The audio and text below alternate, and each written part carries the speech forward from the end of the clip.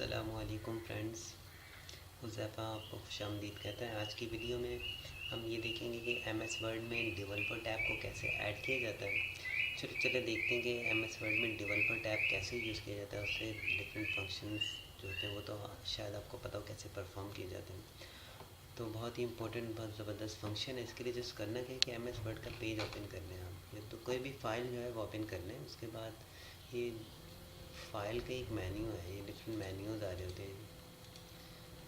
इनमें से जो सबसे ऊपर फाइल का मेन्यू, इस पर क्लिक करोगे। क्लिक करने के बाद ये ऑप्शन का बटन आएगा।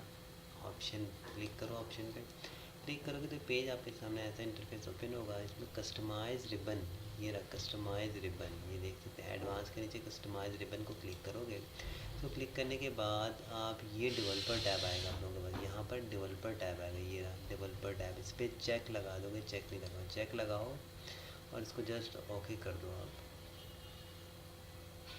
अभी मैं आपको दिखा देता हूँ। इसको जस्ट ओके कर दें। ओके करेंगे तो आप देखेंगे ये डेवलपर टैब आप लोग पहले नहीं था। ये डेवलपर टैब का एक्स्ट्रा ऑप्शन आप लोगों के सामने ओपन हो जाएगा। उम्मीद आपको वीडियो पसंद आएगी। वीडियो पसंद आए तो प्लीज़ कमेंट ज़रूर कीजिएगा। Thanks for watching. अल्लाह हाफिज़।